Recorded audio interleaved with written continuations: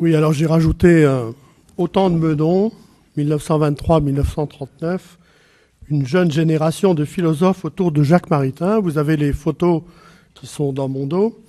Alors Noël Denis, vous la reconnaissez, elle est... Vous m'entendez? Oui, c'est trop fort. Noël Denis Boulet, c'est elle, c'est pas tout à fait une photo, c'est la fille d'un peintre et c'est le tableau que son père a fait.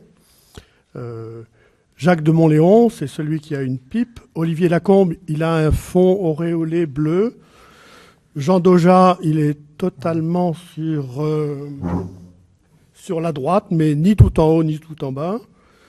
Yves Simon, il est tout en bas à droite. Maurice de Gandillat, il est en haut, un peu sur la gauche. Étienne Borne, il est tout à fait sur la gauche avec des grosses lunettes. Et Albert Sandoz, il est tout en haut à droite. Alors j'ai peut-être été un peu ambitieux de vous présenter autant de jeunes philosophes. Donc peut-être que je vais en sauter quelques-uns pour être sûr de tenir dans les 30 minutes. Et donc je vais sauter probablement Yves Simon et Olivier Lacombe parce que ce sont les deux grands disciples de Maritain. Et donc ils sont tellement connus que ce serait dommage de perdre du temps à vous les présenter, alors que certains sont inconnus et méritent toute notre attention. Alors pendant la période 1923-1939, où ils habitèrent la villa de la rue du Parc à Meudon, il y eut de nombreuses rencontres, Natacha de Pélissier en a parlé, mais c'est à un type particulier de rencontres, les réunions d'études, qu'il convient de dire quelques mots, car c'est surtout, principalement à ces réunions d'études, que de jeunes philosophes participèrent, même s'ils étaient également présents à d'autres moments forts de la vie de Meudon. Ces réunions d'études furent à l'origine de l'association des cercles d'études thomistes, fondée en 1922. D'après le carnet de notes de Jacques Maritain, les cercles d'études thomistes, 1929-1939, ont réellement commencé à Versailles, donc avant les retraites annuelles des cercles d'études thomistes. Jacques Maritain a indiqué dans son carnet de notes ce qui était l'un des caractères les plus typiques des cercles thomistes, à savoir cette étroite union de la vie intellectuelle et de la vie spirituelle, dont le garant était la vie d'Horizon. À ces réunions d'études, qui devaient se développer beaucoup à Meudon, je cite le carnet de notes bien souvent, Maritain a indiqué que ceux qui y assistaient formaient un ensemble des plus variés. Mais il faut tout de suite ajouter qu'à ces réunions d'études, quelques jeunes gens furent plus particulièrement fidèles pendant plusieurs années, parfois pendant 5 années, 6 années, 7 années, voire 8 années consécutives.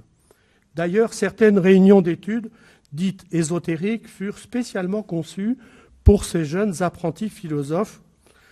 En cours de route, une certaine diversité de réunions fut mise en place. Maritain désigna les réunions d'études thomistes ou les réunions scolastiques, puis à partir de 1930, d'autres réunions dénommées les réunions d'études sociales. À ces réunions d'études, Raïssa Maritain était habituellement présente. Au total, pendant 10 ans, une bonne 50aine de réunions qui duraient souvent tout l'après-midi eurent lieu.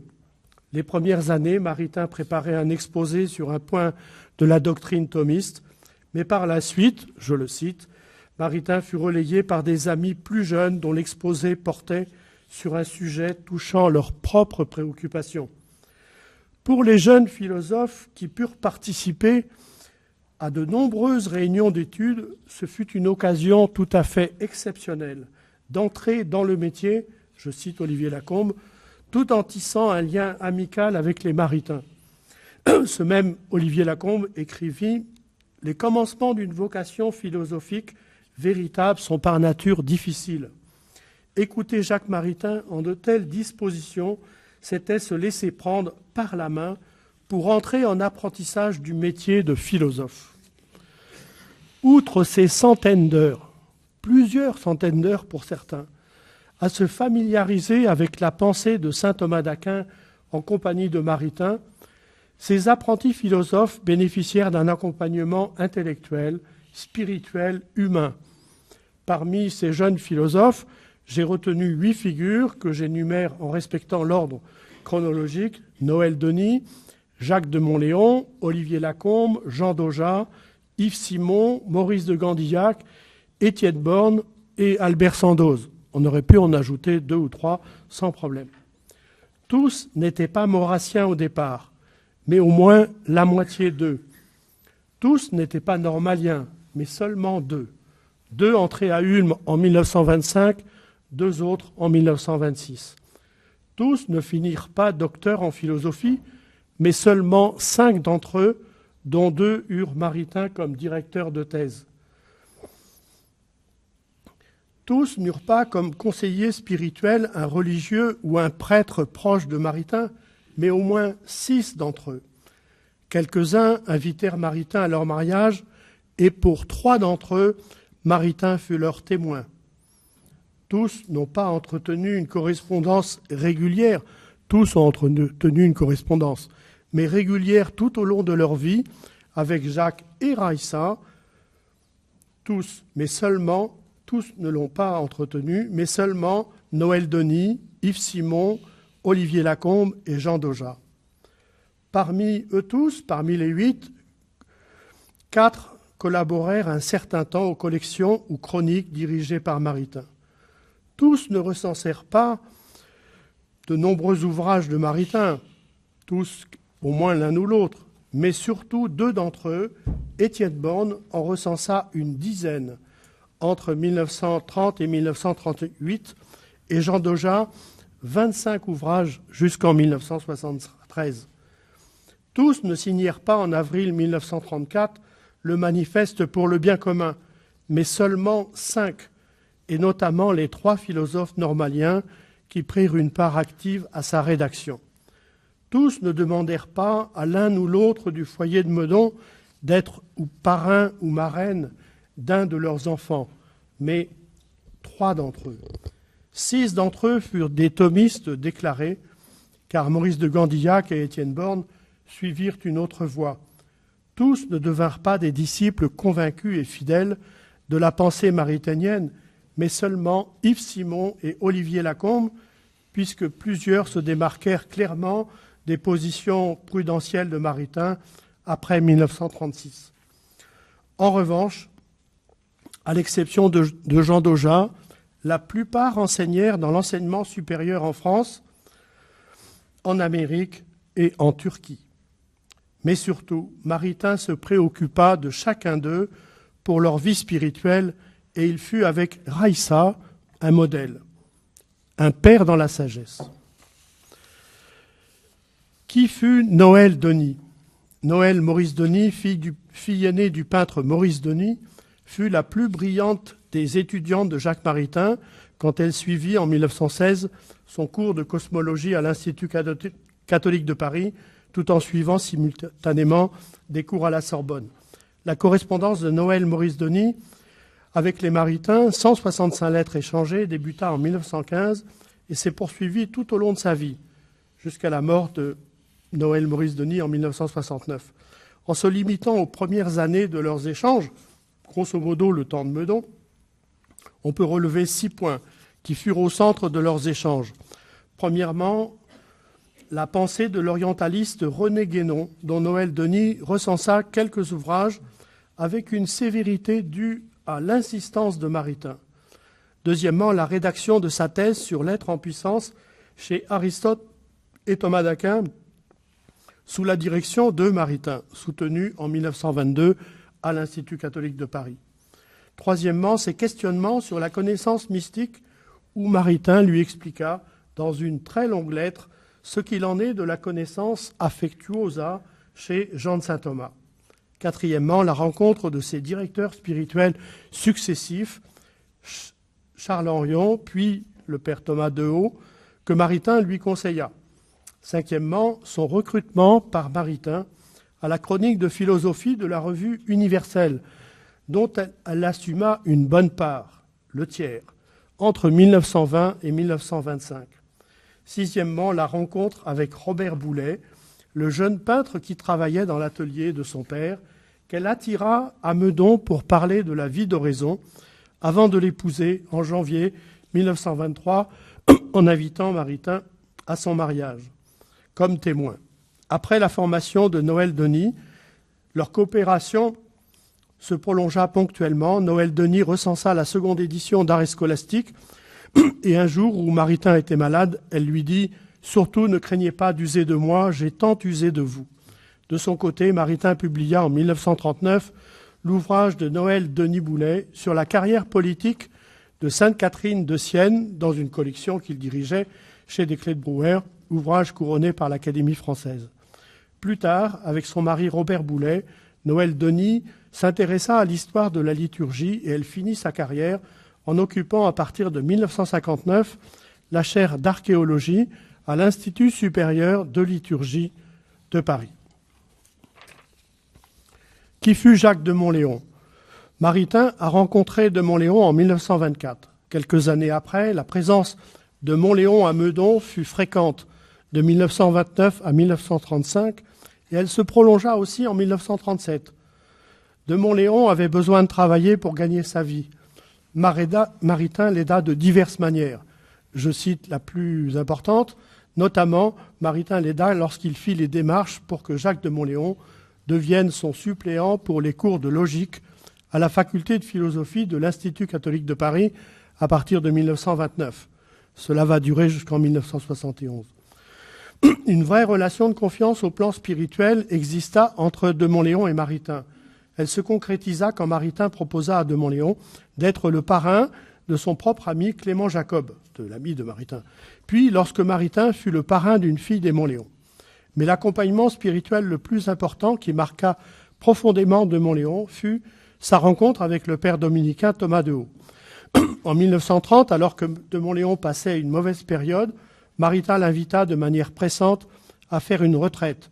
Il eut aussi un entretien avec lui et lui conseilla de rencontrer le père de Haut. Jacques de Monléon acquiesça et il rencontra le père de Haut 2 jours de suite. Très tôt, Maritain se soucia de la formation académique de Monléon et pour cela, il fut en lien avec le père Garrigou-Lagrange qui lui écrivit « Pour Jacques de Monléon, c'est votre première solution qui me semble devoir être envisagée, les grades académiques à Paris, les grades scolastiques à Paris, thèse de doctorat, Allemagne, etc. » À partir de l'année 1933, Maritain fit d'autres démarches au bénéfice de son suppléant, d'une part auprès du nonce apostolique à Paris, mais également auprès du ministre de l'Éducation nationale, Anatole de Monzi, qui promit de recommander de Monléon au recteur de l'Académie de Paris pour un prêt d'honneur. De son côté, Étienne Gilson, alerté par Maritain, chercha à faciliter les démarches de Jacques de Monléon auprès de l'université. Quand, en 1934, Jacques de Monléon postula à l'Université Laval de Québec, Maritain fit en sorte qu'il obtienne auprès de la Congrégation des études une dispense du lectorat afin qu'il puisse se présenter le plus vite possible au doctorat scolastique, et il écrivit dans ce sens au père Garrigou-Lagrange en envoyant un CV très détaillé de Jacques de Monléon. Mais c'est surtout la publication par Maritain du livre « Science et sagesse » en 1935, avec son chapitre sur la philosophie morale adéquatement prise, qui marqua un tournant dans les relations entre Maritain et de Monléon, ce dernier n'acceptant pas la notion de philosophie morale adéquatement prise. Maritain s'expliqua par courrier sur ce point en lui disant « Il faut me suivre si on veut vivre aujourd'hui le thomisme.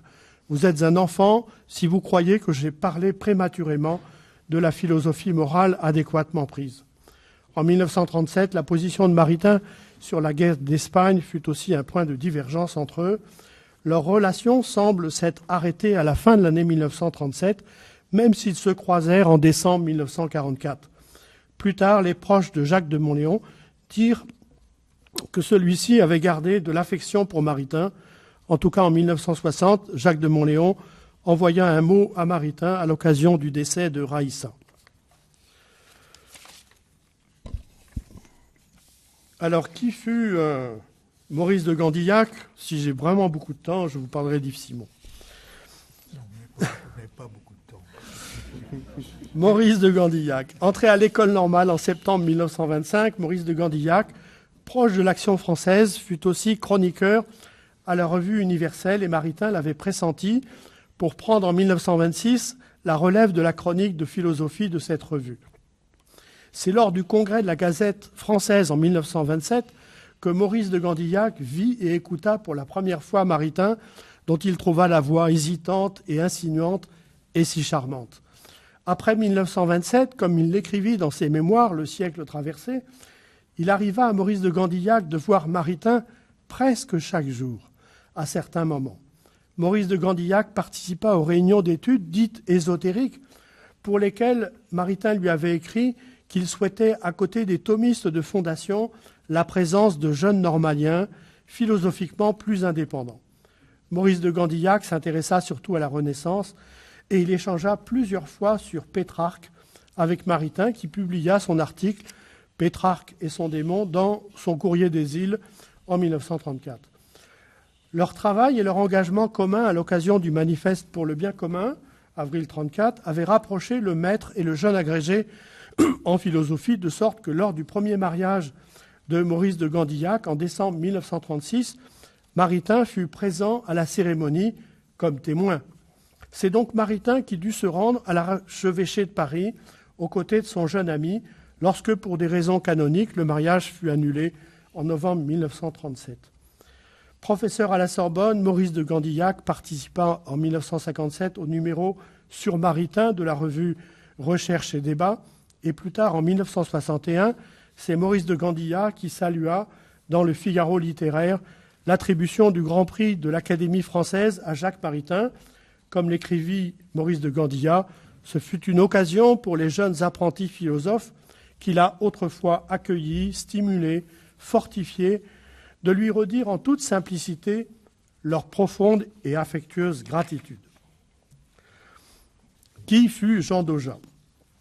Jean Daujas, qui rencontra Maritain en 1925, se forma à la pensée thomiste en suivant quelques-uns des cours de Maritain, en l'interrogeant sur certains points par courrier, mais surtout en étudiant ses livres. Sa lecture des éléments de philosophie fut le point de départ de toute l'orientation ultérieure de sa pensée, c'est ce qu'il écrit, et cela pour toute sa vie. Sur le conseil de Maritain, Jean Daujas se plongea dans la somme de théologie de Thomas d'Aquin et les ouvrages des pères Garrigou-Lagrange et Gardeil. Jointe à sa formation intellectuelle, Maritain veilla également à sa formation spirituelle. Comme Jean Daujas le rapporta, Maritain, une marque de plus de sa générosité et de son souci de ma formation, m'avait abonné à la vie spirituelle. Tout en poursuivant ses études scientifiques à l'école normale, où il fut admis en 1926, Jean Daujas mit en place un cycle de formation intellectuelle et spirituelle pour les jeunes gens d'un groupe dénommé les Chevaliers de Saint-Denis. En 1927, au moment d'ouvrir une branche féminine, la première idée de Daujas fut de solliciter Raïssa Maritain pour prendre en charge ce groupe féminin. Mais Raïssa Maritain dut se décliner. Jean Daujas se maria avec la peintre danoise Sonia Hansen le 15 novembre 1930 à Paris, avec comme témoin Jacques Maritain, lequel accompagna Sonia Hansen à l'hôtel en raison de l'absence de son père. Au printemps 1927, Jacques Maritain avait tenté de dissuader Jean Daujas, encore inexpérimenté, de lancer, d'après les propos de Jean Daujas, une revue d'intérêt général où l'influence prépondérante serait celle de Maritain. Maritain lui recommanda de s'en tenir à un projet plus modeste, souhaitant d'ailleurs qu'il ne soit fait aucun usage de son nom pour la revue. Pour ne pas le décourager, Maritain lui donna quelques recommandations pour chercher des fonds. Le projet échoua au bout de 2 mois, mais il redémarra 5 ans après, à l'automne 1932, et Jean Daujas reprit alors contact avec Maritain, qui à nouveau limita les ambitions de Jean Daujas. Maritain ne donna pas son nom au comité de patronage de la revue, mais il y collabora en voyant son abonnement pour la revue dite Orientation, appelée Orientation, avec une liste de personnes susceptibles d'être intéressées par la revue. Dans cette revue, Orientation, Maritain publia en juin 1934 sa préface du livre sur le père Lamy. En juillet 1934, Maritain écrivit à Jean Daujas en lui disant « À la clôture de cette première année d'orientation, je suis content de pouvoir vous dire mes affectueuses félicitations. » Cela dit, la satisfaction de Maritain ne dura pas. puisqu'il lui écrivit le 6 mai 1936 « Je ne dois pas vous cacher que votre article du dernier numéro me semble rempli de graves confusions, et je trouve qu'il est préférable pour moi de ne plus collaborer à votre revue. » Jean Daujas resta un admirateur de Maritain qu'il considéra comme son maître. Il recensa 25 ouvrages. Jean Daujas envoya régulièrement ses livres à Maritain. Après le décès de Maritain, Jean Daujas publia en 1978 son livre « Jacques Maritain, un maître pour notre temps », qui fut recensé favorablement dans plusieurs revues, dont la revue thomiste. Qui fut Étienne Borne? Reçu à l'école normale en 1926, Étienne Borne apprit le chemin de Meudon avec son ami Olivier Lacombe. Dès 1928, Étienne Borne rencontra Maritain, qui s'intéressa à son texte, un des premiers textes d'Étienne Borne, Propos sur Alain. Alain avait été son prof de prépa, qu'il publia dans la chronique du Roseau d'Or en 1929. Étienne Borne écrivit à Maritain en 1930 pour le remercier de son intervention au groupe Tala, des étudiants de l'école normale, et pour l'inviter à revenir leur parler. Les premières années de leur rencontre, Maritain lui donna quelques ouvrages pour nourrir sa spiritualité, de la vie d'horizon, le docteur angélique, les dons du Saint-Esprit. Maritain échangea aussi avec Étienne Borne au sujet des mystiques du XVIIe siècle. Voilà ce qu'il lui dit. « Quant au père de Caussade, son traité de l'abandon à la Providence est un des livres que je vénère le plus, avec le petit livre de Grignon de Montfort, on en a parlé ce matin. C'est vous dire combien je suis heureux que vous l'aimiez. » En 1931, Maritain proposa à Étienne Borne de travailler avec lui au Roseau d'Or, ce qu'il accepta avec joie pour un temps, parce que dans les faits, cette mission ne fut que transitoire, 1 an ou 2. À maintes reprises, entre 1929 et 1935, Étienne Borne eut l'occasion de venir rencontrer Maritain pour lui demander conseil et parler de son projet de thèse sur Saint-Augustin. Il put également participer à une quinzaine de réunions d'études, certains dimanches à Meudon, dont 3 d'entre elles lui permirent d'exposer ses recherches sur le travail. Ces recherches aboutirent à 2 articles en 1933, l'un dans la collection des Îles et l'autre dans la revue Esprit. Et surtout, Maritain publia le livre important d'Étienne Borne sur l'homme et le travail, coécrit avec François Henry. Étienne Borne échangea aussi avec Maritain sur la philosophie et la mystique de Bergson.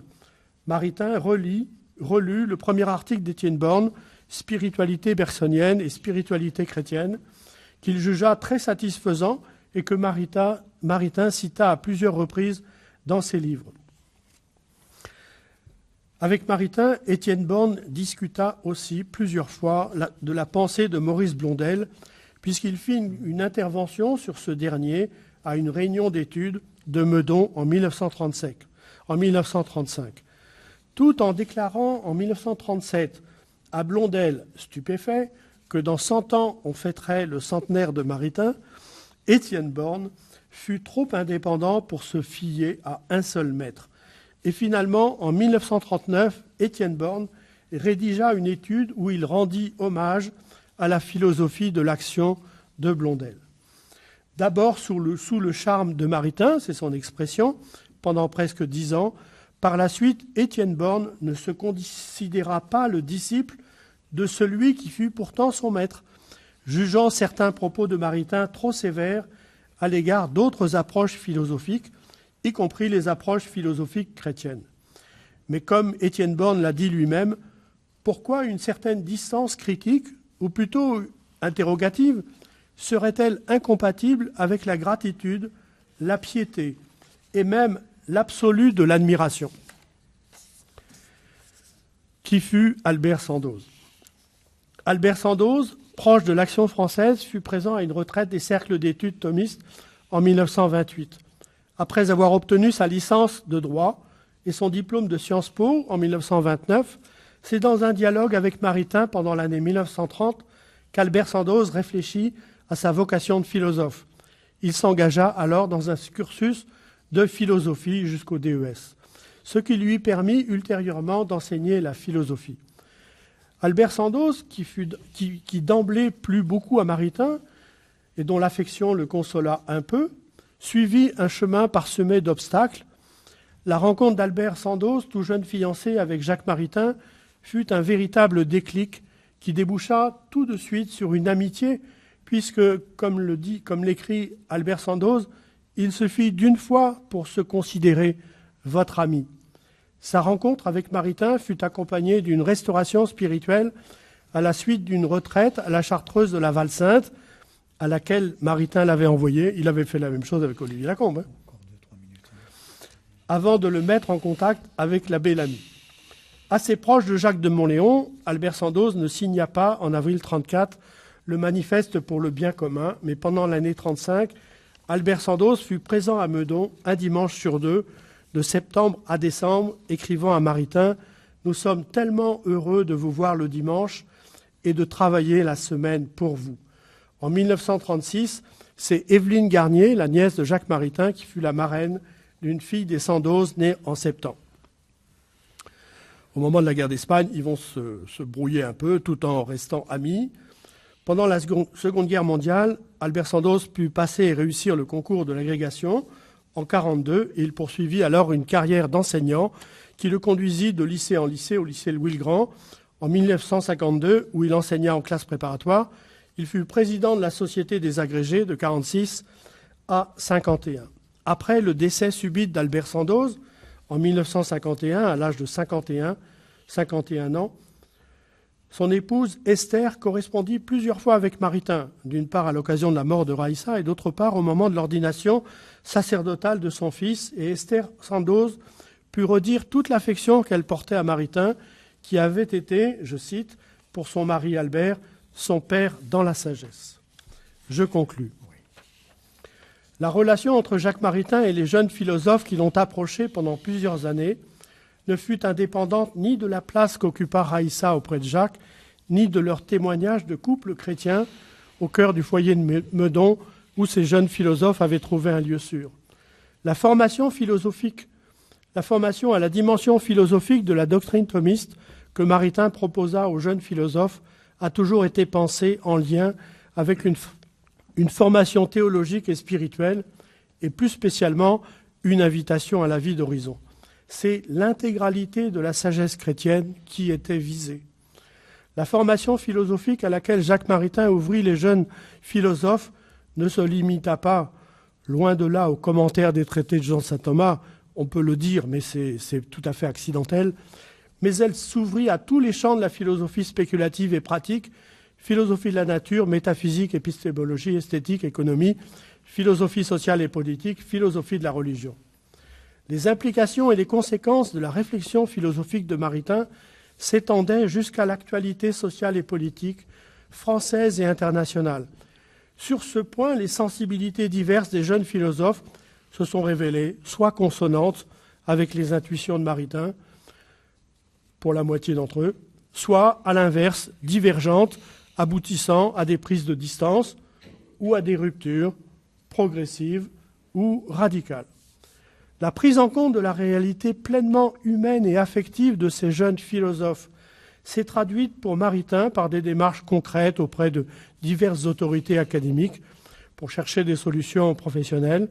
Ces jeunes philosophes, qui furent autant de Meudon de jeunes mariés, Jacques et Raïssa Maritain les accompagnèrent comme leurs enfants, c'est le nom qu'ils avaient donné à certains, jusqu'à l'acceptation du parrainage de plusieurs fidèles par l'un des membres du foyer de Meudon.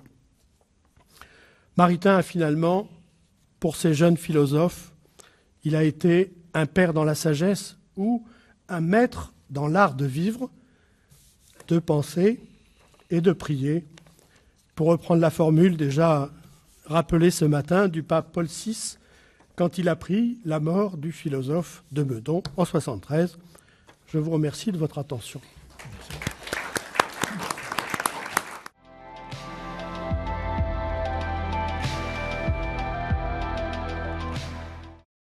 Alors, l'idéal d'une école de sagesse est certainement pas le projet mariténien qui a le plus retenu l'attention de ses contemporains ou de la postérité. Alors évidemment, on parle d'une école.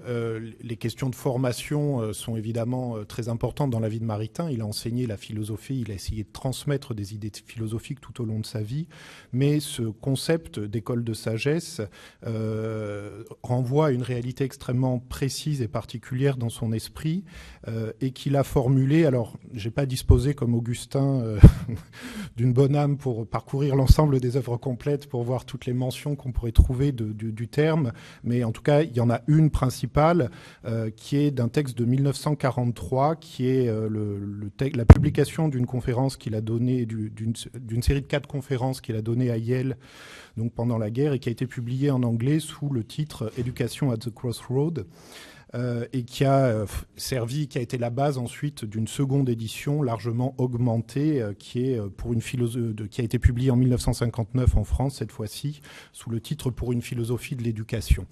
Et dans cette conférence donc qu'il donne à Yale en 1943, il a un point sur ces écoles de sagesse. Je cite ici un premier passage, j'en reprendrai après dans la suite de mon développement. Ce qui me semble spécialement requis pour notre temps est la création de centres d'instruction spirituelle ou, et il met le terme entre guillemets, d'écoles de sagesse, dans lesquelles ceux qui aiment le recueillement pourraient mener une vie commune durant quelques semaines, apprendre les voies de la vie spirituelle et de la contemplation, et cette science de la perfection évangélique, qui est la partie la plus élevée de la théologie. Alors, je reviendrai sur le contenu de cette citation un peu plus loin. Du point de vue des tentatives de réalisation, la seule, finalement, réalisation qui ait reçu ce titre d'école de sagesse avec la bénédiction de Maritain est la communauté de l'eau vive, qui ouvre en 1946 près d'Étiole, en région parisienne, et dans laquelle Maritain projette incontestablement le projet formulé en 1943. Alors, la communauté de l'eau vive, ça renvoie les travaux récents qui ont déjà été mentionnés, soit de Tanguy Cavalin, soit de la commission d'études de l'Arche, auquel Florian Michel et moi-même avons participé. Et donc voilà, et donc on connaît aujourd'hui, grâce à ces travaux récents, l'histoire tragique de l'eau vive, en fait, et les raisons de son échec. Donc, si, au final, par rapport à ce projet mariténien, celui de fonder une école de sagesse, il peut du coup sembler ponctuel et lié au contexte particulier de la guerre et de l'après-guerre. Pourtant, quand on regarde ce que contient la formulation de ce projet, il est évident que celui-ci a pris corps bien avant 1943 et que cet idéal ne prend pas fin avec la tragédie de l'eau vive. Dans le texte de 1943, le terme est d'ailleurs employé entre guillemets, ce qui dit bien aussi il y a une formule souple ici, c'est pas une école au sens strict, et derrière ça recouvre aussi plutôt un esprit et un ensemble de convictions qu'on va voir. Voilà. Donc ce projet, en fait, Jacques Raissa et Vera le portent tout au long de leur vie. Et l'on va voir que par bien des aspects, le foyer de Meudon, dont on a déjà largement parlé aujourd'hui, en est quelque part le prototype et qu'il trouve une ultime mise en œuvre ensuite avec l'engagement de Jacques auprès des petits frères de Jésus dans la dernière décennie de sa vie. Alors, ce rêve d'une école de sagesse qui traverse quelque part la vie des Maritains touche à l'intime, ou en tout cas à l'espace intérieur des Maritains par bien des aspects. Tout d'abord parce qu'il est inscrit au cœur des questionnements vocationnels des Maritains entre vie contemplative et action au service du monde, et on reviendra sur ce point. Ensuite, parce qu'il est pour eux une tentative, finalement, de donner une réponse structurée aux besoins de tous ceux qui se tournent vers eux et fréquentent leur foyer avec une quête spirituelle. On a largement présenté ce foisonnement de personnalités en recherche qui, dans l'entre-deux-guerres, mais en fait ça se continuera pendant la guerre, après la guerre, gravite autour des Maritains et avec des connaissances très variables de la vie spirituelle, souvent beaucoup de débutants. Et donc, ce projet d'école de sagesse, on peut penser que les Maritains l'ont porté avec en arrière-plan tous ces gens qui étaient autour d'eux et dont ils sentaient la soif. Alors, premier point, aux origines donc je vais procéder en 3 temps. D'abord, revenir un petit peu sur en quoi Meudon est finalement le prototype de cette école de sagesse qui est définie en quelques pages en 1943 dans l'ouvrage que j'ai cité. Puis, présenter le projet, la tentative de réalisation de l'eau vive, et enfin essayer de donner quelques éléments sur la vie de Maritain à Toulouse et ce qui peut rester de cet idéal d'école de sagesse dans sa présence auprès des petits frères de Jésus à ce moment-là. Sur Meudon, du coup, je vais essayer de passer un petit peu plus vite, vu qu'on en a déjà beaucoup parlé. Ce qui me semble être le prototype, enfin, ce qui me fait dire que Meudon peut être le prototype de cette école de sagesse, c'est avant tout l'expérience des cercles thomistes et des retraites annuelles. Et je vais reprendre ici un passage qui a déjà été cité et le commenter un petit peu pour en dégager quelques traits caractéristiques. Donc c'est un passage qu'on trouve dans le carnet de notes, publié en 1965 par Jacques. Alors, où il revient du coup sur ces retraites thomistes. Quel trait particulier ces retraites offraient-elles ? J'en signalerai 3. En premier lieu, les barrières qui caractérisaient ordinairement ces sortes de solennités étaient abolies. Hommes et femmes, prêtres et laïcs, jeunes et vieux y participaient également. En deuxième lieu, la barrière du silence était également supprimée. Le trait caractéristique dont je parle en ce moment, mais c'est toute une atmosphère qu'il faudrait recréer, j'en suis bien incapable, c'est l'esprit tout à la fois de liberté et de ferveur, et l'inextricable emmêlement des feux de l'intelligence et de ceux de la vie spirituelle, et de la quête de Dieu par l'oraison que nous trouvions dans ces retraites. Enfin, en troisième lieu, il convient de noter qu'à cet auditoire composé en majeure partie de laïcs, le père Garrigou-Lagrange donnait comme nourriture des sermons qu'il aurait prêchés à des contemplatifs cloîtrés et des instructions qu'il aurait prononcées devant ses étudiants de l'Angélicum ou ses collègues de l'Académie de Saint-Thomas. Alors, de ces éléments, il y a, à mon avis, il faut tirer plusieurs caractéristiques, quelque part, de la façon dont Maritain, alors à la fois de la spiritualité de Maritain, à la fois de la façon dont lui, Raïssa et Vera, conçoivent aussi l'articulation entre travail philosophique, théologique et vie contemplative, et à la fois la façon aussi dont ils conçoivent cette transmission. Si on reprend les 3 caractéristiques qui sont citées ici, il y a d'abord un lieu ouvert qui rompt avec les codes classiques. Là, il parle des retraites annuelles des cercles thomistes. Il n'y a pas les codes classiques des retraites spirituelles qu'on peut faire à cette époque-là. On trouve tous les états de vie, le groupe est mixte, et donc une certaine liberté de cadre. Le silence n'est pas imposé, alors il dit on encourageait à avoir certains moments de silence. Quelques repas avaient pu avoir des lectures, mais globalement, l'ambiance décrite est plutôt celle de débats passionnés. Voilà. Ensuite, le point le plus important est l'inextricable entremêlement des feux de l'intelligence et de ceux de la vie spirituelle, et de la quête de Dieu par l'oraison. Voilà. Donc c'est, chez Maritain, quelque chose d'essentiel et qui, pour moi, définit quelque part sa façon de thomistiser, pour reprendre ce terme, où on peut parler d'une forme de thomisme contemplatif. Et ici, il faut resituer où chez Maritain, en fait, le travail intellectuel au service de la sagesse philosophique est quelque part quelque chose de subordonné à quelque chose de plus grand, qui est finalement l'accès à la vie contemplative.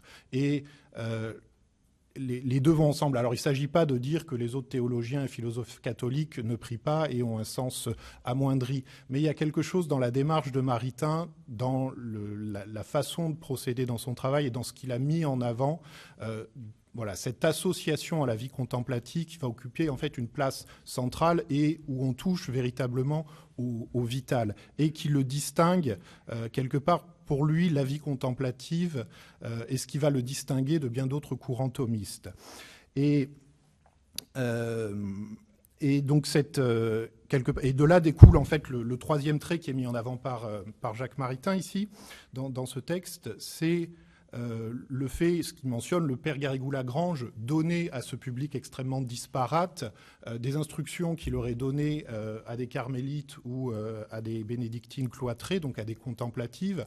Et quand Maritain souligne ici que c'est une chance, c'est quelque chose d'exceptionnel. On donne accès ici à un public large à ce que lui considère, à ce que lui, Raïssa et Vera, considèrent comme le sommet de la vie chrétienne. Et donc, c'est ce qu'on va retrouver ensuite dans l'école de sagesse. Pour bien comprendre cette dernière caractéristique, il faut la replacer dans la tension qui traverse la vie des maritains dans les années 20 et dans les années 30. C'est une tension qui découle de leur attrait très fort pour la spiritualité et l'oraison des cloîtres, que ce soit celui des bénédictins, des chartreux ou des carmes. Cet attrait leur fait vivre un véritable tiraillement durant cette période où ils songent à plusieurs reprises à se retirer chacun dans un monastère, comme le font Pierre et Christine van der Meer, leurs amis.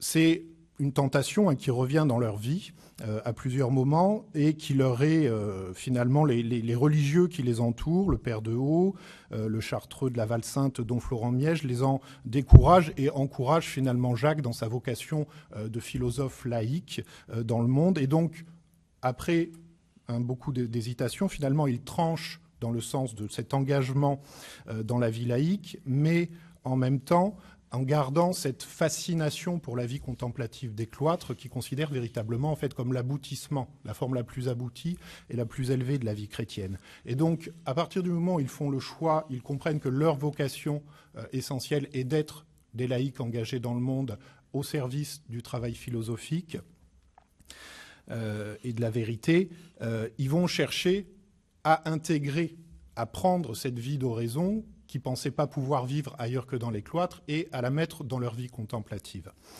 dans leur vie quotidienne. Et du coup, c'est le début d'un cheminement de toute une recherche qui va s'étaler sur toute leur vie et qui va trouver quelque part son aboutissement dans une formule de Raissa qui est bien connue, où elle parle de contemplation sur les chemins, pour dire comment cette vie contemplative qu'ils ont pris des cloîtres, tirés des cloîtres, il est possible de la vivre dans le monde. Voilà. Donc, le foyer de Meudon et les retraites des cercles thomistes sont complètement traversés par cette recherche et par ces tiraillements des maritains. On peut aussi citer, dans ces recherches, par exemple, au début des années 30, maritains, dans différentes correspondances ou dans les carnets notes reviennent régulièrement le projet d'un ashram chrétien qui a quelque part où, là aussi, on retrouve un prototype d'une école de sagesse, ashram sur le modèle oriental, où on peut se former auprès de maîtres en vie spirituelle, en vie contemplative. Là aussi, ça va lui être déconseillé par ses conseillers spirituels, ses différents conseillers spirituels, et c'est un projet auquel il va renoncer, mais qui va continuer à l'animer, et d'ailleurs il remobilise, il évoque ces années 30 dans le texte de 1943, et ses rêves d'ashram. Alors, je reprends, et en donnant une version un petit peu plus longue, maintenant la définition de l'école de sagesse qui est faite en 1943. Et j'essaye de dire en quoi elle est dans le prolongement de l'expérience de Meudon. Ce qui me semble spécialement requis pour notre temps est la création de centres d'instruction spirituelle ou d'écoles de sagesse, dans lesquels ceux qui aiment le recueillement pourraient mener une vie commune durant quelques semaines, apprendre les voies de la vie spirituelle et de la contemplation, et cette science de la perfection évangélique qui est la partie la plus élevée de la théologie. J'imagine ces écoles comme des maisons d'hospitalité et de recueillement, qui seraient fondées sur l'intégrité d'une foi religieuse et d'une conception de la vie pratiquée dans leur pureté, mais qui seraient ouvertes non seulement à ceux qui partagent cette foi, mais aussi à tous ceux qui désirent passer là quelques jours de rafraîchissement spirituel et d'apprendre ce qu'ils ignorent.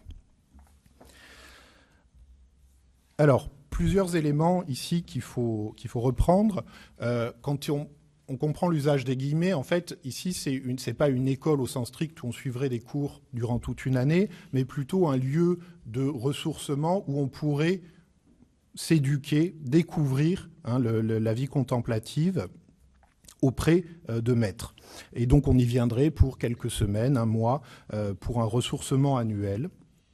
Et là, on voit bien, il me semble, il y a un prolongement assez évident avec ces retraites annuelles des cercles thomistes. Alors, le projet prend aussi, à mon avis, le texte de 1943 marque un temps de transition, c'est-à-dire qu'en fait, la dernière retraite thomiste a eu lieu en 1937. Les maritains sont en exil durant la guerre et c'est pas anodin que ce projet d'école de sagesse soit formulé à ce moment-là durant la guerre, dans un moment particulièrement tragique dont les Maritains souffrent douloureusement. Et c'est pour répondre à un besoin de leur temps, mais je pense qu'il y a un arrière-fond aussi de nostalgie. Il met dans cette définition d'une école de sagesse aussi toute l'expérience qui a été vécue à Meudon et dont il souffre de l'absence, en fait, assez clairement à ce moment-là. Voilà. Alors, pour poursuivre le deuxième temps, L'eau vive, une tentative de réalisation brillante et son effondrement. Alors, longtemps, la question de la communauté de l'eau vive est une histoire qui a été tue, ou en tout cas qui n'a pas été faite. Aujourd'hui, on sait que c'est le scandale qui a touché la communauté de l'eau vive qui explique ce silence. Et c'est important de souligner, je crois, dans le cadre de ce colloque, que il y a ici les archives maritains ont joué pendant très longtemps un rôle particulier parce qu'en fait, alors moi j'avais travaillé déjà en 2009, c'était mon sujet de mémoire, et à cette époque-là, les sources institutionnelles concernant la crise qui s'était déroulée à l'eau vive étaient toutes closes. Et finalement, le corpus qui permettait le mieux de connaître la crise qui s'était déroulée à l'eau vive, c'était les archives maritains. Alors, elles étaient loin de tout dire, il y avait beaucoup de choses sous forme allusive, le secret n'était pas mis par écrit, mais ça permettait quand même de documenter un certain nombre de choses, de repérer des tensions, de voir la gravité qu'il y avait eu un problème grave. Et donc c'est important ici de souligner, je trouve, l'importance de ces correspondances maritains et finalement du fonds maritain dans la connaissance de ce dossier de l'eau vive. Aujourd'hui, cette importance est plus relative vu l'accès complet qu'on a eu aux archives. Et je voudrais, aussi souligner que c'est la publication des correspondances journée maritain qui avait donné lieu à la rédaction d'une première note qui faisait un peu le résumé des connaissances contenues dans les archives maritains sur l'eau vive. Et cette note avait été rédigée par René Mougel et le cardinal Cottier. Elle était parue avec les correspondances journée maritain. Donc, aujourd'hui, en tout cas, grâce dans les archives maritains, on peut voir, on trouve une documentation abondante qui permet de voir la place que Maritain a pris dans la communauté de l'eau vive, et notamment grâce aux correspondances. Donc, ces correspondances, c'est notamment celle avec Charles Journet, mais aussi celle avec Jean Marx, donc un ami de Maritain qu'on a déjà mentionné, avec qui son amitié remonte aux années de la Sorbonne et au cours de Bergson. C'est à travers lui que se fait le rattachement des Maritains au projet de l'eau vive. Alors, il faut souligner, en fait, c'est d'abord Jacques qui l'a mis en contact avec le père Thomas Philippe pour qu'il accompagne donc le père Thomas Philippe qui est à l'origine du projet de l'eau vive et qui est un neveu du dominicain, le père Thomas Dehaut. Donc, qui avait été très proche des Maritains et joué un rôle important dans leur vie dans les années 20 et au début des années 30. Et donc, Jacques met en relation Jean Marx avec le père Thomas Philippe pour qu'il apporte un soutien à sa sœur Suzanne, qui est gravement malade à ce moment-là et mourante, en fait, qui mourra quelques années plus tard, et qui vit un chemin de conversion. Jean Marx et sa sœur sont d'origine juive. Voilà. Alors, au moment, du coup, où Jean Marx se lie avec Thomas Philippe est en train de construire le projet de l'eau vive. Et il va solliciter Jean Marx parce que Jean Marx dirige le service culturel du Quai d'Orsay.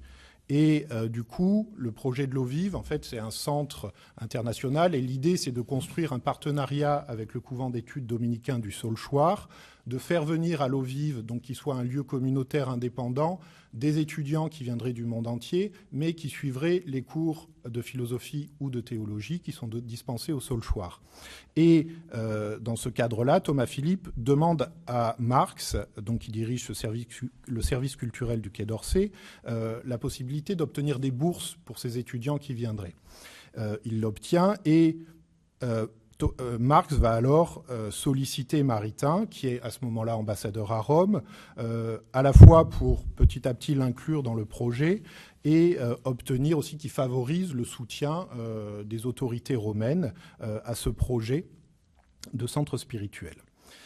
Alors, on ne va pas rentrer dans tout le détail de l'histoire, mais je voudrais souligner ici, à travers quelques documents, quelle place Maritain a occupée exactement à l'eau vive et surtout comment il a espéré et réalisé un moment ce rêve d'une école de sagesse qu'il avait formulé en fait 3 ans plus tôt au milieu de la guerre. Alors,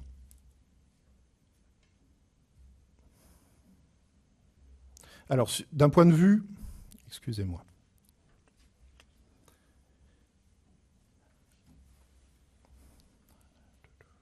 Ça sera décompté sur votre temps de parole. Tout à fait. Tout à fait. Alors, il y a plusieurs raisons qui poussent Maritain à s'associer à ce projet-là. Son désir de fonder une école de sagesse, mais aussi donc, les liens anciens avec le père de Haut, et qui font que... Alors, il connaît très peu le père Thomas Philippe. Quand il prend contact avec lui à ce moment-là, ils se sont croisés déjà dans les années 30, mais ils n'ont jamais véritablement collaboré, ni eu de lien. Mais ceci dit, il y a un a priori de confiance parce que c'est un neveu du père de Haut, et parce que du coup, il y a une proximité d'orientation philosophique, spirituelle, théologique, voilà. Et donc, il croit possible une association. Donc, dans les faits, donc, Maritain va soutenir activement le projet auprès des milieux romains jusqu'à la fin de son ambassade en 1948. C'est un moment où il cherche des solutions pour son avenir et un possible retour en France. L'ambassade est une période transitoire de courte durée et la question se pose après de quel va être son avenir. L'eau vive lui paraît, à un moment, pouvoir être un lieu possible d'installation. Finalement, ça va être abandonné, ce sera la solution américaine et Princeton qui vont s'imposer. Sa présence à l'eau vive sera donc finalement plus limitée et se cantonnera à 2 séjours de quelques semaines dans les années 1949 et 1950, où Jacques vient donner des cours lors de sessions d'été ouvertes à un large public. Après, découvrant à l'automne 1951 les dérives mystico-sexuelles de Thomas Philippe, il se dissociera du projet. Donc, voilà, finalement, l'investissement va être très très court. Il va être sincère durant les années 1946, 47, 48, et puis après avec des participations annuelles en 49 et en 50, et puis après une dissociation au moment où il découvre donc les dérives de Thomas Philippe. L'eau vive, pour tous les cercles maritaniens en France à ce moment-là, donc tous les amis de Maritain qui sont passés à Meudon, c'est l'espoir d'un retour de Maritain en France, et avec des lettres, par exemple un de ses filleuls, Willard Hill, qui va envoyer à l'eau vive comme administrateur, et lui écrit en octobre 49 « Vais-je retrouver Meudon ?» Et on retrouve ça sous la plume de Journet aussi, et de beaucoup de correspondants, cet espoir de retrouver dans la communauté de l'eau vive finalement la possibilité d'un nouveau Meudon. Alors, là où l'influence de Maritain se voit le mieux et où cette question de la volonté de réaliser l'école de sagesse à l'eau vive, c'est à travers les statuts qui sont rédigés, qu'il va rédiger conjointement avec Thomas Philippe. Alors, ces statuts sont un document de 6 pages qui sont découpés en 35 articles répartis en 3 chapitres. Le but, les éléments constitutifs de l'école de sagesse et caractéristiques du régime de vie. Le premier article résume en quelques mots l'identité de l'eau vive. Elle est une école de sagesse, définie comme thomiste et comme un lieu de formation doctrinale et de formation spirituelle, indissolublement unis. On retrouve ici, sans surprise, la marque de ce thomisme contemplatif où la vie intellectuelle ne peut être qu'un fruit de la prière et de la vie mystique. Le deuxième chapitre des statuts, les éléments constitutifs de l'école de sagesse, vient préciser la place de ces 2 aspects, élément doctrinal et élément spirituel. Si aucun des 2 ne pourrait être retranché, le primat de la vie contemplative sur la vie intellectuelle y est clairement affirmé par l'article 17, que je cite ici. « L'eau vive est une école de sagesse qui donne une formation doctrinale, intimement unie à une formation spirituelle. Le but dernier de l'eau vive est d'offrir à ses hôtes l'atmosphère spirituelle la plus favorable pour recevoir le don de Dieu, la sagesse infuse du Saint-Esprit. » Et on retrouve ici cette caractéristique qu'on avait vue pour le foyer de Meudon, le primat finalement donné à la vie contemplative. L'eau vive est avant tout un lieu où s'éveiller à cette vie contemplative.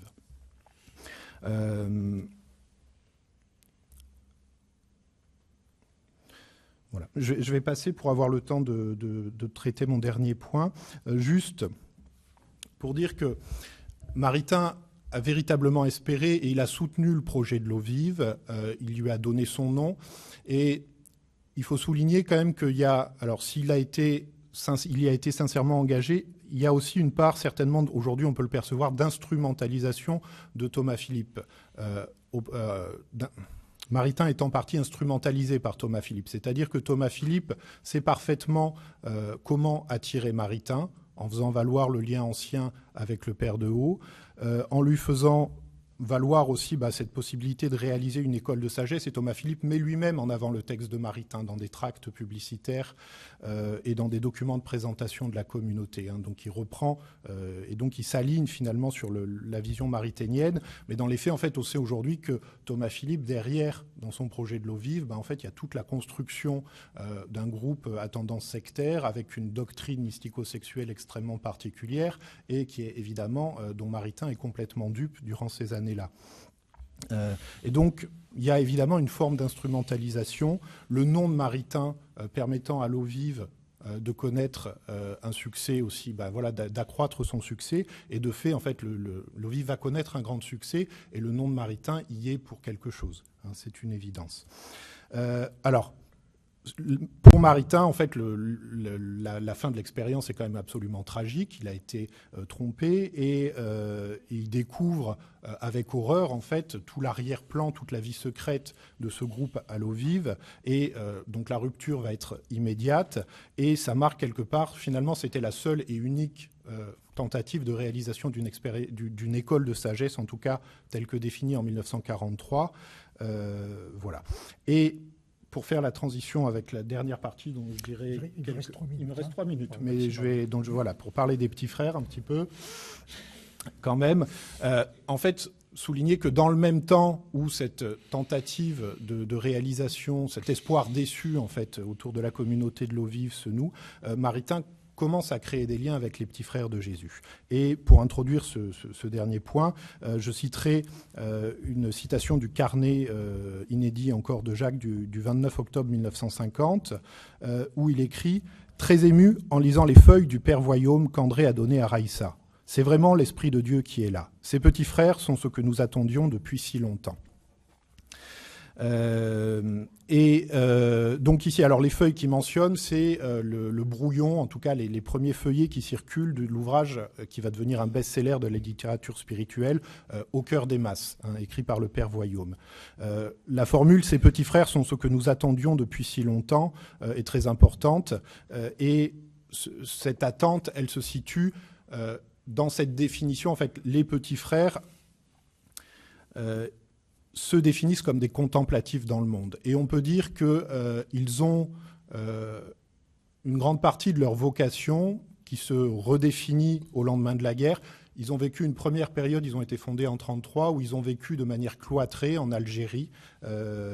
Et après la guerre, ils décident de changer de forme de vie, de passer à des petites communautés de 2-3 frères insérés dans le monde, tout en continuant à se définir comme des contemplatifs, tout en se définissant désormais comme des contemplatifs dans le monde.